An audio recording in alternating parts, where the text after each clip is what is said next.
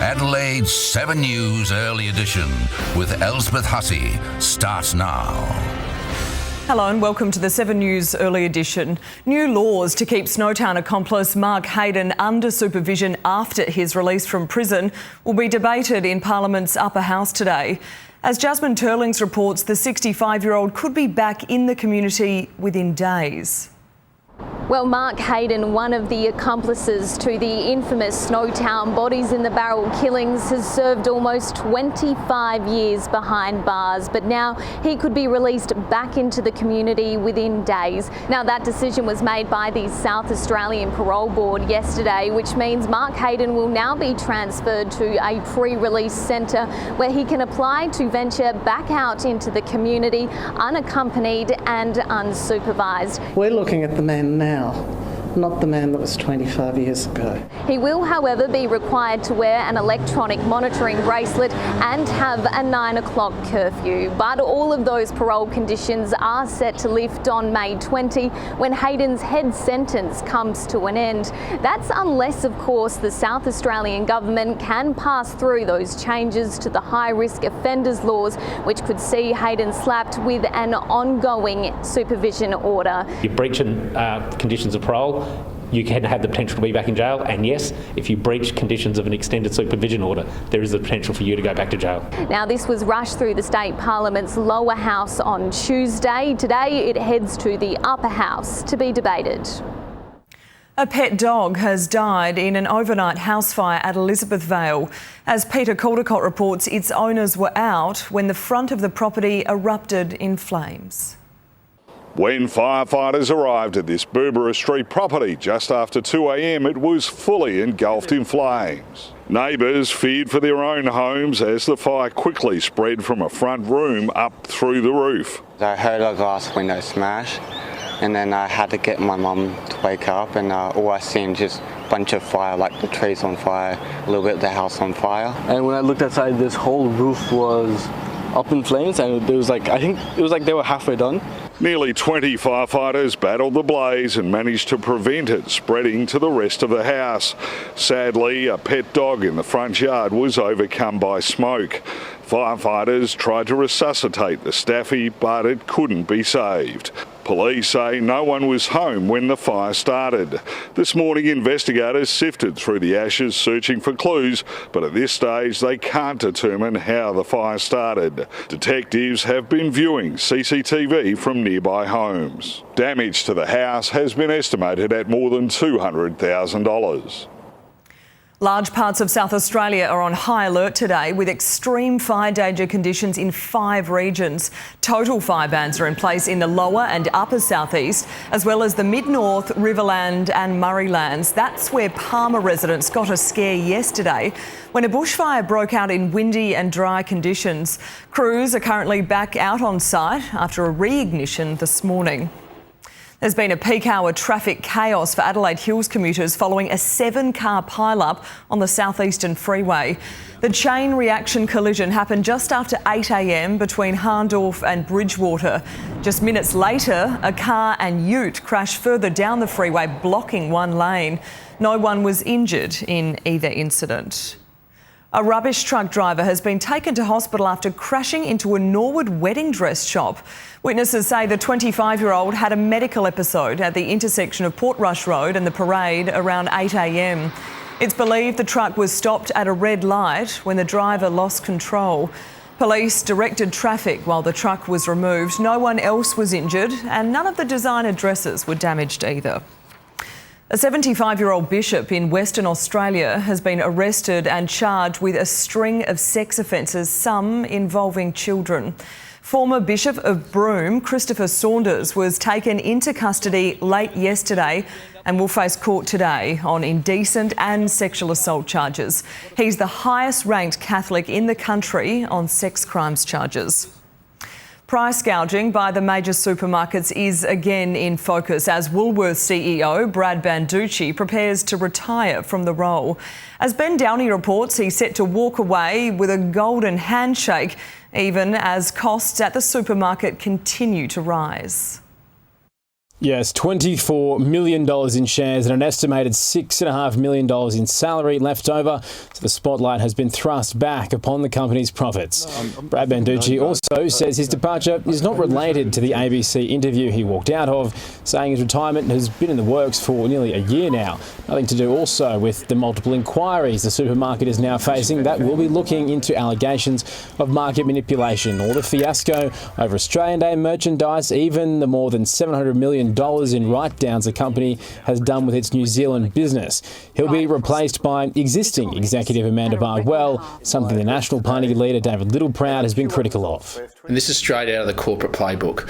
Have a fall guy, nothing to see here, give him a golden handshake at $20 million plus, install somebody that was part of the former regime so that it's business as usual. Market experts sadly are predicting the same as the Nationals leader. Little hope this departure sparks change for households at the checkout or any short-term relief in the cost of living crisis. A Sydney martial arts instructor has been charged with 3 counts of murder overnight. Kwang Kyung Yu fronted a magistrate from a hospital bed requiring stomach surgery after he sustained slash wounds. The Taekwondo instructor is accused of strangling a 41-year-old woman and a child to death inside his martial arts academy on Monday. Police allege he then drove her car to the family's home where they believe he confronted her husband and fatally stabbed him. His relation to the family is still unknown. More than a dozen detectives from specialist Melbourne-based police units will join in the search for missing mum Samantha Murphy. The major expansion comes as a volunteer community group in Ballarat ramps up its efforts, calling on members of the public to help comb through bushland. A bush tracking expert will also fly in to assist. The 51-year-old hasn't been seen since she went out for a run nearly 3 weeks ago. Sydney's asbestos scandal continues to spread. This morning, it was revealed another 7 sites returned a positive result for asbestos contamination. Among them, a children's hospital, fire station and a park near the Harbour Bridge. There are now 54 contaminated sites. Well, more than 2 years after a deadly shooting on an American film set, evidence may finally emerge about how live bullets came to be in a prop gun. Jury selection is beginning in the first trial from the Rust tragedy in New Mexico. Tim Lester reports. Heading to trial, Hannah Gutierrez-Reed, the armourer for the low-budget Western Rust. Prosecutors now say they have substantial evidence the 26-year-old brought live rounds onto a set where safety demanded there should only ever be blanks. I'm the armourer, or at least I was. Gutierrez-Reed recorded on police body cam in the minutes after a bullet from a Colt 45 prop gun killed cinematographer Helena Hutchins and wounded the film's director. Desert set where Hutchins died has become infamous for a drama still unfolding more than 2 years on. Today, jury selection for Gutierrez-Reed's trial on 2 counts of involuntary manslaughter. She's also charged with evidence tampering. Prosecutors say she tried to dispose of a bag of cocaine as police investigated the death. Also charged, the actor holding the revolver as it fired. Alec Baldwin is waiting for a trial in coming months. He says he has no idea how live rounds turned up on the set. In the days ahead, we'll see whether prosecutors really have the evidence to connect Gutierrez-Reed to the rogue live round that turned Rust into a real-life tragedy. WikiLeaks founder Julian Assange has made his final bid to avoid extradition to the United States. His supporters rallied outside the UK High Court, including Australian MP Andrew Wilkie. US prosecutors have argued he should not be allowed to appeal his extradition. The 52-year-old's lawyers claim the case is politically motivated. Assange was not in court. The judges have reserved their decision. And vision has emerged of the closest of calls. A van driver was crossing railway tracks in the American city of Milwaukee when a passenger train came through. His vehicle was a wreck, but amazingly, he wasn't hurt. Well, Taylor Swift's boyfriend Travis Kelce has joined her in Sydney, touching down at the airport this morning. Swift sent a private jet from Sydney to Hawaii to pick up the NFL and Super Bowl star just in time for her first show tomorrow night. The 34-year-old's been busy packing out the MCG for 3 record-breaking concerts before she jetted off to Sydney. 320,000 fans are expected to attend the 4 sold-out Sydney shows. The RSPCA is pulling out all the stops to rehome its longest-lasting adoptee. After the break, meet Mia, who's well and truly ready for her forever home. Plus, Qantas reveals its latest profit results under the helm of its new CEO. And the King returns to work for the first time since his shock cancer diagnosis. Welcome back to 7's Early Edition. Live from Adelaide. It's been a warm start to the day so far in the city. Commuters making their way into work before that heat really hits. We're heading for a top of 33 in the city today. The RSPCA is on a mission to find a home for its longest canine resident. 3-year-old Mia has been with the charity for almost 600 days. After being returned by 3 different adopters through no fault of her own, she's now living with a foster carer. But the RSPCA says now is the time to find her a forever home. If you're interested, the RSPCA would love to hear from you. Qantas has recorded a pre-tax profit of $1.2 billion in its half-yearly results. The Flying Kangaroo's net profit fell 13% to $869 million. That is because we've seen airfares come down across all of our flying businesses, but we're also investing in our customers. The CEO has also announced plans to order 8 new Airbuses for its domestic flights. King Charles has returned to work for the first time since his cancer diagnosis almost 3 weeks ago. His Majesty held a face-to-face audience with British Prime Minister Rishi Sunak at Buckingham Palace. Hugh Whitfield reports. These audiences usually happen weekly, but this is the first time they've been in the diary since news of the King's cancer diagnosis was revealed. Rishi Sunak travelling up the Mall to Buckingham Palace, seeing the Prime Minister inside what is known as the audience room. They often discuss affairs of state, but on this occasion, the King revealed he's been moved to tears by messages of support. It's wonderful to see you looking so well. Well, it's all done by mirrors. Well, we're all behind you. The country is behind you. No, because I've had so many wonderful messages and cards and I can imagine. It's reduced me to tears most of the time. Well, I can imagine. His Majesty also hosting his first monthly Privy Council meeting since news of his cancer diagnosis, where he receives advice from senior government ministers and politicians. At the moment, the King is travelling to London each week for his cancer treatment before returning to either of his country homes at Sandringham or Highgrove. And in fact, we've seen him at church each week at Sandringham over the last couple of weekends. So despite stepping away from public-facing duties as he continues his cancer battle, the King continuing with these private engagements and meetings, the essential affairs of state for a king. Israel has increased its bombardments on the Gaza Strip overnight. Airstrikes killed at least 67 Palestinians, with an entire family of 8 among the casualties. Some of those killed were in parts of the southern city of Rafah, where civilians had been told to seek refuge. The Israeli military campaign has claimed more than 29,000 lives in Gaza, according to the territory's Hamas-run health ministry. Scuffles have broken out between police and farmers during a huge protest in Madrid. The protesters drove hundreds of tractors through the Spanish capital, disrupting peak hour traffic. The farmers are demanding more flexibility from the European Union and more government aid. They say EU regulations, along with high fuel and energy costs, make it difficult to make a profit. And questions are being raised about the effectiveness of Britain's nuclear deterrent after a missile test launch failed for the second time in a row. The Trident missile's booster rockets misfired when it was launched from a Royal Navy submarine off the coast of Florida. The UK's Ministry of Defence has described the failed launch as an anomaly. Well, still to come on 7 News, Tom Wilson will join us with sport as more shock news emerges at Melbourne with a premiership star forced into retirement. And it's a second coming for Scott Ninnis at the Adelaide 36ers. You are going to Taylor Swift. This is it. The final Taylor Swift tickets will be given away for the biggest tour Australia has ever seen. Oh my God, thank you. 82 tickets will be won live on Sunrise tomorrow. It'd be a dream come true. Be watching Sunrise to win. We begin with breaking AFL news. Premiership-winning Demon star Angus Brayshaw has been forced into early retirement due to repeated head knocks. The most notable and last one coming in last year's qualifying final from Collingwood's Braden Maynard.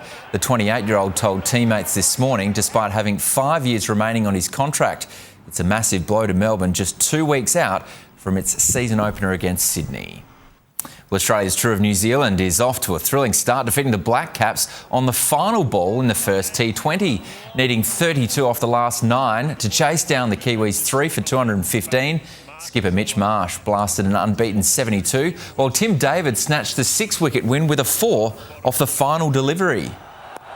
Swung away in the gap. Australia went off the final ball. David's match-winning 31 coming off just 10 balls. Tonight we were just got over the line by the sheer brilliance of Tim David. Just go out there and play their way. So I think we saw that tonight right down the list, and I've said it probably too many times now, but Tim David. Game 2 is tomorrow night. Scott Ninnis has signed a 2-year deal to become the Adelaide 36ers head coach for the second time. He took over the role on an interim basis after CJ Bruton was sacked earlier this season. Here we are. Wouldn't have thought this in a million years to get to this point, but it is very humbling. Obviously we went through a lot this year on and off the court. To see the turnaround that the boys were able to make in that second half of the season was really, really exciting. Ninnis had an 8-7 record in his 15 games since taking over. The Matildas know they can't afford any slip-ups if they're to play in Paris. The Aussies are in Dubai before flying to Tashkent tomorrow for Saturday night's first leg of their final Olympic qualifier against Uzbekistan.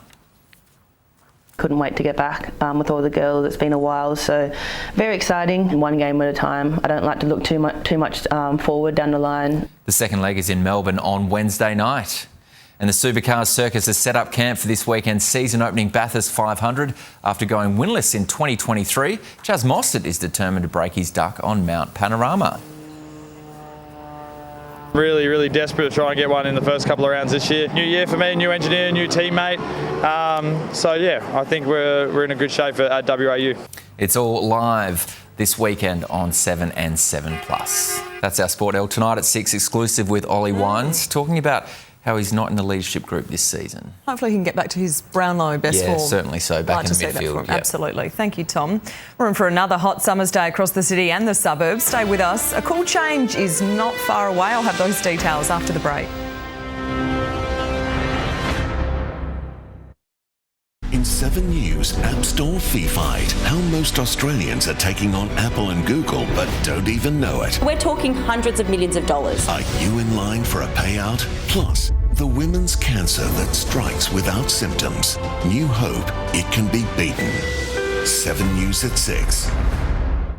Music sensation The Kid Laroi has catapulted his way up the charts, and he's now set to be the subject of an upcoming documentary.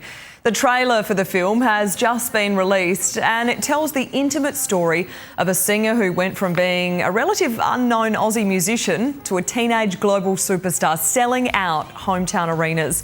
It also looks into the pressures of rapid fame ahead of The Kid Laroi's first world tour and studio album. Let's take a look at the weather now for your Thursday, and we're expected to reach a top of 33 in the city today. Around the rest of the state, 44 in Port Augusta, 42 in Roxby Downs, 38 in Clare, 35 in Kadina, 34 in Naracoorte, 31 in Mount Gambier and 29 in Edithburgh. An extreme fire danger rating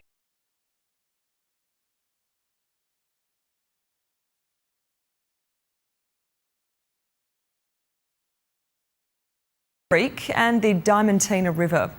Interstate windy and cool and 38 in Melbourne, partly cloudy and 29 in Sydney, mostly sunny and 32 in Brisbane and sunny and 34 in Perth.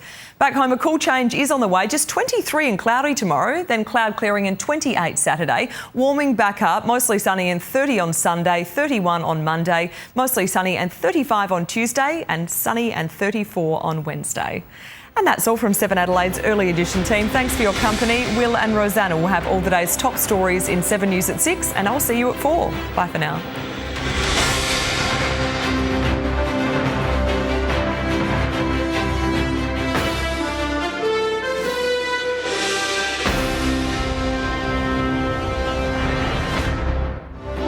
Stream 7 News anytime, live and on demand on 7 Plus. And with 7news.com.au, you'll know the news now.